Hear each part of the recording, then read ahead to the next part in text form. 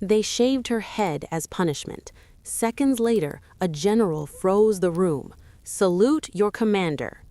The siren screamed before the sunbows, sharp and metallic, slicing through the cold dawn like a blade, and every soldier in the compound froze where they stood. Floodlights snapped on at once, turning the high-security yard into a white, merciless stage where shadows had nowhere to hide. Boots thundered from every direction, hundreds of them, forming ranks with mechanical precision as cameras mounted on steel poles began to swivel and record. In the center of the square, a single metal chair waited, bolted to the concrete, already wet with morning dew. The air tasted of dust, fuel, and something darker, anticipation mixed with cruelty. No one spoke, but everyone knew this wasn't a drill. This was punishment. She was dragged in without ceremony, wrists zip-tied, uniform torn at the shoulder, boots scraping helplessly across the ground. A few soldiers laughed under their breath. Others stared with open contempt, convinced they were watching the fall of someone weak. The accusation hadn't even been read yet, but it didn't matter. Judgment had already been passed in their minds.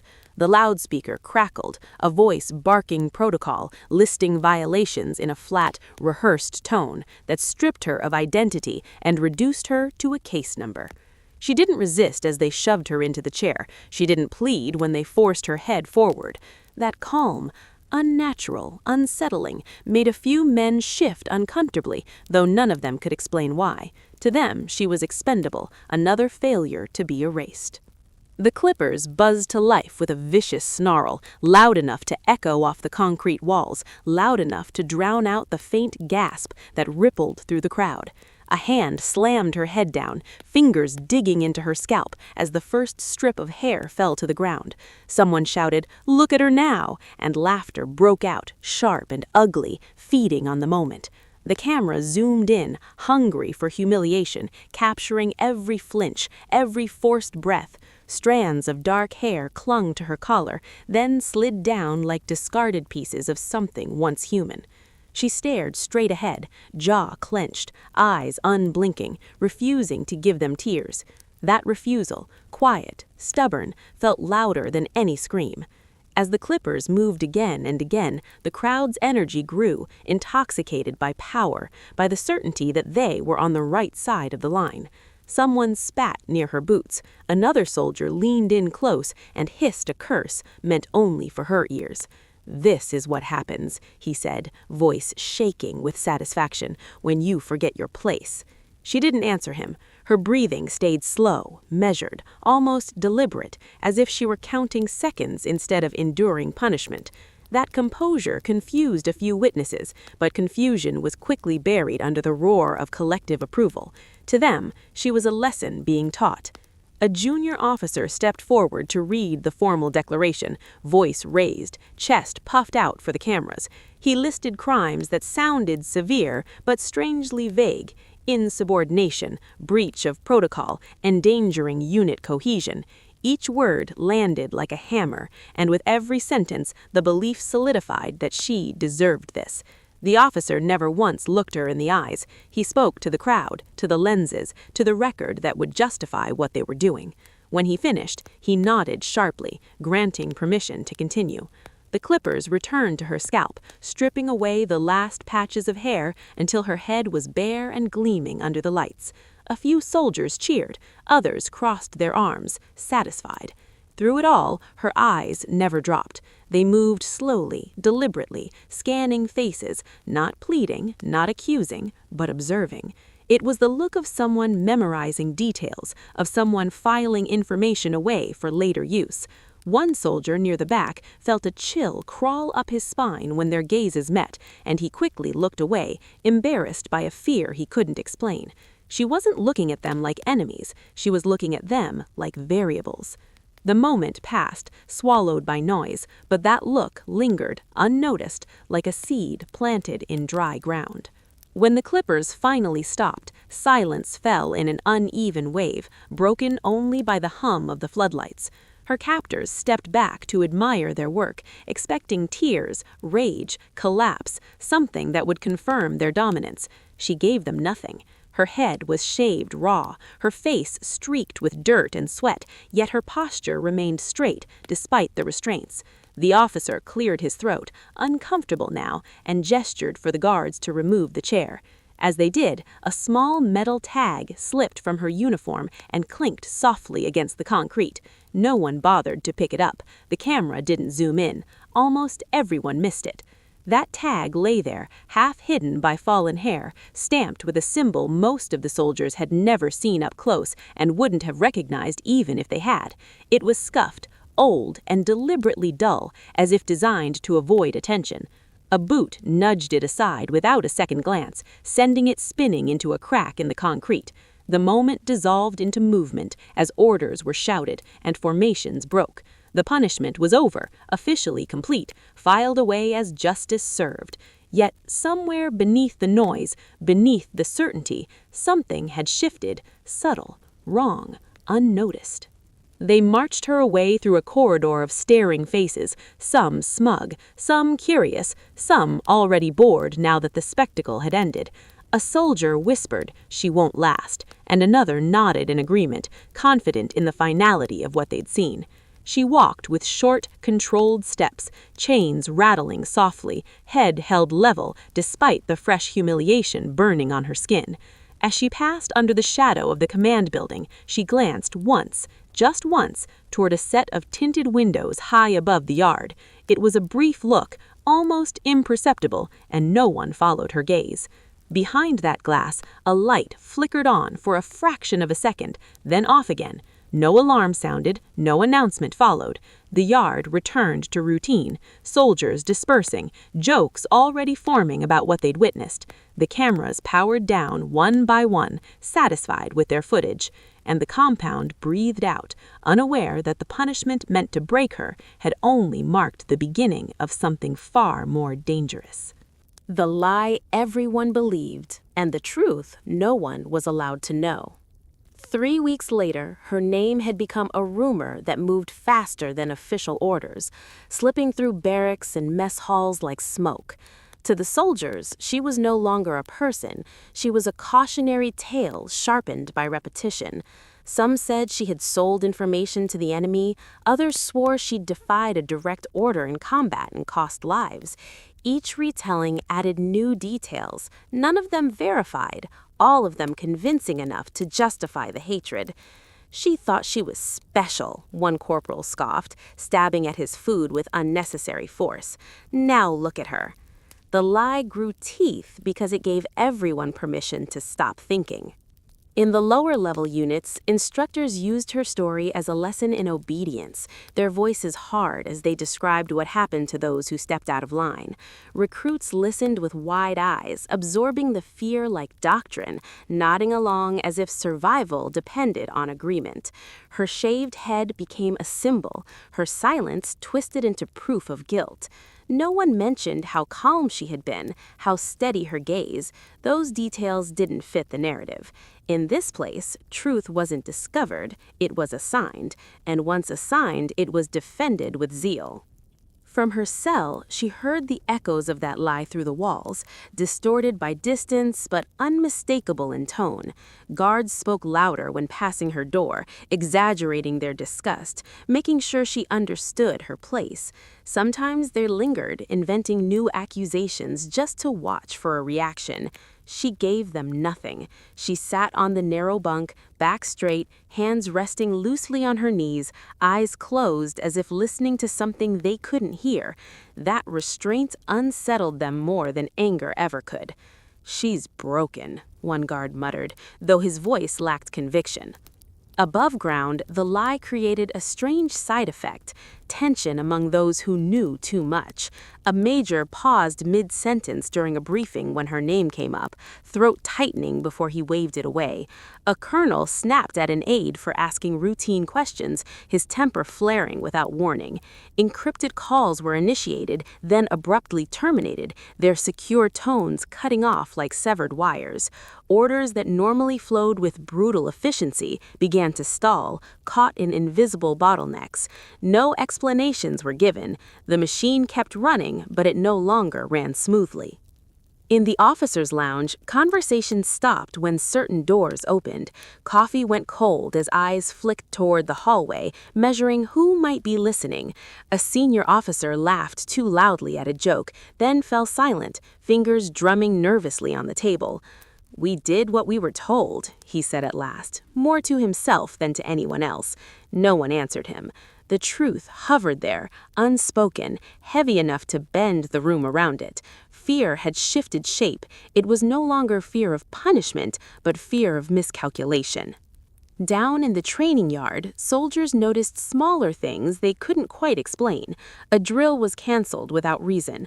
A transport convoy sat idle for hours, engines running, waiting for clearance that never came. A sealed file returned stamped with red markings and no instructions. "Command's playing games," someone joked, but the laughter didn't last. Eyes drifted toward the command building, then away again. The lie still held, but cracks were forming, thin as hairline fractures in glass. Her interactions with authority grew stranger by the day. When escorted to interrogation, junior officers avoided her gaze, suddenly polite, almost stiff. Questions were asked, then abandoned halfway through, replaced by awkward silences. Once, a captain began to raise his voice, then stopped himself abruptly, swallowing hard as if he'd bitten his tongue. She watched all of it with quiet attention, cataloging every hesitation, every involuntary twitch. This was no longer about proving guilt. This was about containing something volatile. The interrogations produced nothing useful, yet they continued, ritualized performances meant to reassure the system. Files were opened, reviewed, closed again. Names were redacted, sections blacked out so thoroughly they resembled tombstones. Someone somewhere was rewriting history in real time, deciding which parts could be remembered and which had to vanish. The lie demanded maintenance, and maintenance required silence from the wrong people. It was easier to keep her hidden than to explain her existence. In the barracks, the soldiers' hatred hardened into certainty, even as evidence failed to appear. Certainty was comforting, it kept the world simple. "She deserved it," a sergeant insisted, voice sharp, eyes daring anyone to disagree. A private nodded too quickly, eager to belong. No one asked why her case was never mentioned in official reports, or why her punishment seemed both excessive and strangely incomplete. Questions were dangerous. The lie rewarded obedience. Then came the night when the base communications went dark for 90 seconds. Not long enough to trigger alarms, but long enough to unsettle those watching the monitors. Screens flickered, then stabilized, logs wiped clean as if nothing had happened. In that brief window, a single encrypted signal had been received and acknowledged, its origin classified at a level most officers would never see. When the systems came back online, a lieutenant stared at the empty log and felt his stomach drop. He didn't file a report. He couldn't decide which terrified him more, the silence or what it implied. The following morning, she was escorted through a restricted corridor she shouldn't have been allowed to see. Doors opened ahead of her without explanation, access granted by unseen hands. A commander standing nearby straightened unconsciously as she passed, spine rigid, eyes forward. He didn't salute, but the impulse was there, raw and undeniable, flickering across his face before discipline crushed it. A guard noticed and frowned, confusion replacing contempt. Something was wrong. Everyone could feel it now, like pressure building before a storm. The lie began to rot under its own weight. A data analyst stumbled onto a fragment of her record that hadn't been properly erased, a commendation buried beneath layers of misfiled paperwork. He stared at the screen, heart pounding, then quickly closed the file, glancing over his shoulder as if expecting someone to materialize. He said nothing, but that fragment burned into his mind, rewriting everything he thought he knew. That night he slept poorly, dreams filled with ranks and insignia that didn't make sense. Wordless signals passed between senior officers in hallways and elevators, nods exchanged, warnings delivered without speech. Meetings were rescheduled, agendas revised, decisions deferred. The base existed in a state of suspended breath, waiting for something no one dared to name. The soldiers still believed the lie, but belief was no longer unanimous. Doubt had begun its quiet work, gnawing at the edges. "Something's off," a veteran muttered, rubbing his temples. No one argued with him. The massive mid-twist came without announcement, without drama, slipped into place like a blade between ribs. A sealed directive arrived, stamped with authority that overrode every local command, its contents visible to a handful of eyes. Those who read it felt the ground tilt beneath them, their understanding of the past few weeks collapsing in on itself. The humiliation, the silence, the delays, it all rearranged into a pattern too deliberate to ignore. The lie they had believed wasn't just false, it was engineered. The double doors of the command hall slammed open with a reverberation that rattled the floor tiles, echoing down every corridor of the high-security compound. Instantly, a hush fell across the yard, the chatter of soldiers cut off mid-sentence, boots frozen in place, heads snapping toward the sound.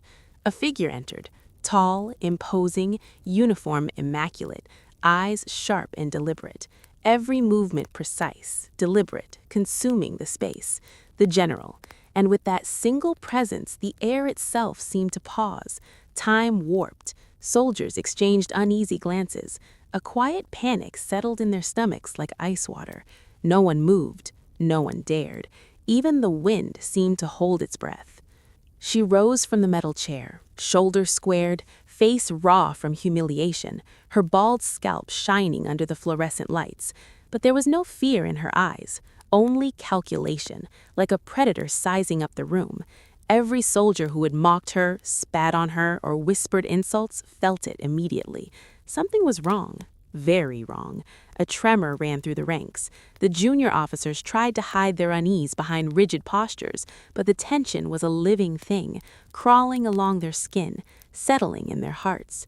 The general's boots hit the concrete in slow, deliberate steps. Click, click, click, and each strike sounded like a verdict being delivered. "Attention!" the command barked, not at the soldiers, not yet, but at the very air of arrogance that had filled the compound these past weeks. And then it happened. She spoke. Not loud, not pleading, not apologizing, but simply a single statement that shattered the assumptions of everyone present. "Sir, reporting as ordered."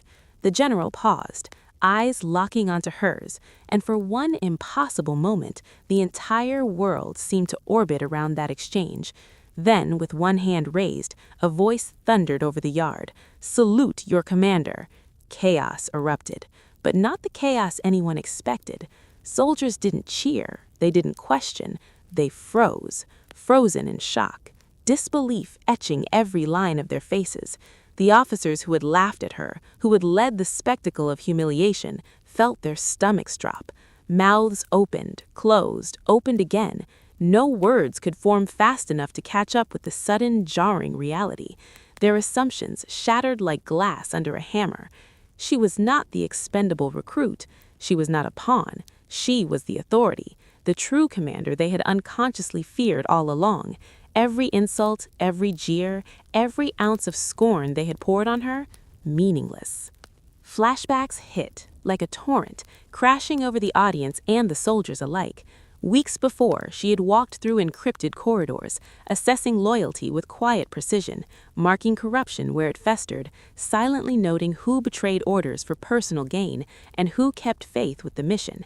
Every glance, every hesitation, every subtle slip had been observed, filed, and remembered. She hadn't been broken by punishment. She had been testing. The clippers, the humiliation, the false accusations, it was all part of the test. Every soldier who had acted arrogantly, who had spat or mocked, who had whispered treachery, they were on display, categorized, judged. And now the judgment had arrived. The psychological collapse began slowly at first, imperceptibly. Hands trembled, knees shook. A lieutenant who had been quick to point fingers felt his composure crumble mid-sentence.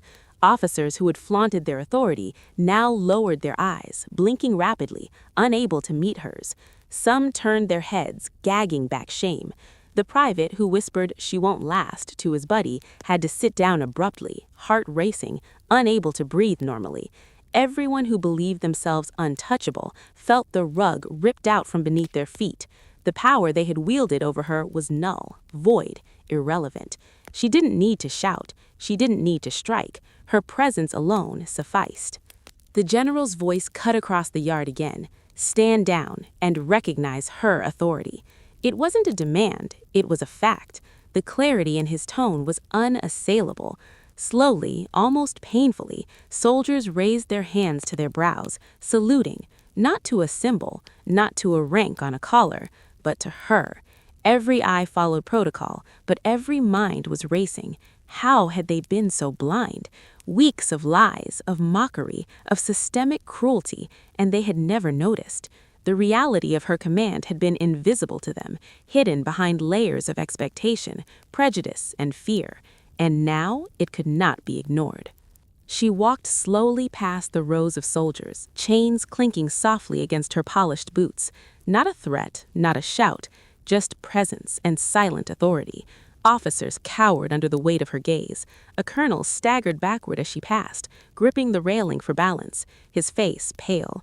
The junior enlisted who had mocked her endlessly now looked smaller than the shadows cast by the floodlights. They realized all at once that the humiliation meant to break her had instead concealed her ultimate plan. Every movement she made was deliberate, every silence a lesson, and every soldier who had participated in her degradation felt it personally, physically, spiritually. This was quiet domination, and it burned hotter than any scream. She rose at the center of the yard, just beneath the elevated platform where the general first commanded attention. The cameras, previously hungry for scandal, now recorded something entirely else. Obedience earned without fear, power reclaimed without violence. She lifted her hand, not in anger, but in acknowledgement, a subtle, commanding gesture that sent tremors through the assembled troops. The psychological fallout intensified. Some broke, unable to maintain composure. Others stood frozen, minds spinning with disbelief. And all the while, she did not move to punish. There was no need. Every insult, every derisive whisper, every ounce of humiliation she had endured transformed into a demonstration of absolute authority. The flashbacks deepened in the soldiers' minds. Every late-night observation, every encrypted report she had filed, every decision she had influenced, all visible now in hindsight, formed a mosaic of strategic brilliance. The audience, watching, felt it too. Weeks of deception, carefully orchestrated, culminating in this one undeniable moment. She had survived, yes, but not merely survived. She had ascended, taking the system that had sought to break her and bending it around her will. The soldiers' confusion, their terror, their awe, it was intentional. They had learned a lesson they would never forget. Finally, she turned her gaze toward the cameras. A slow, almost imperceptible smile brushed her lips. It was not triumphant, it was knowing. The quiet domination was complete. She had proven her supremacy, revealed her true identity, and exposed the corruption, the fear, the weakness in those who had sought to demean her. And in that silence, the silence heavier than any scream, the power she held became tangible, unavoidable. Every officer, every soldier, every observer internalized it in a visceral, unforgettable way. They would carry it forever. The general nodded once, almost imperceptibly, and then stepped back, allowing the moment to resonate. The yard remained hushed, the soldiers still saluting, eyes wide, hands trembling, hearts pounding, and as she walked away from the center of the compound, her steps measured and deliberate, the lesson was unmistakable. True authority does not demand attention, it commands it naturally. The humiliation they had inflicted, the lies they had believed, the cruelty they had enjoyed, all of it had only amplified her strength. Somewhere in the back, a young private whispered to himself, I didn't see it coming." Others turned quickly, fear and awe battling in their eyes. No one dared laugh. No one dared question. The power shift was total, absolute, and unforgettable. The cameras kept rolling, but the footage could never capture the full gravity of what had occurred, the subtlety, the strategy, the sheer mastery of presence. She paused at the threshold of the command hall, looked back over the assembled troops, and said nothing. Silence itself became her proclamation. No threats, no screams, no vengeance. Only authority, dignity, and quiet mastery. In that moment, the compound and every soul in it understood something immutable. They had witnessed the rise of a commander who could bend perception, manipulate fear, and command respect, all without a single act of physical aggression. The scene lingered, burned into memory, an imprint of power too vivid to fade. Every gesture, every measured movement, every breath was a lesson in control, precision, and calculated dominance. And as the soldiers slowly dispersed, still saluting, still shaken, still questioning their own assumptions, the truth became clear. No one would ever forget her. She had transcended humiliation. She had transformed it into power, and in doing so, she had ensured her place, unassailable, unforgettable, eternal.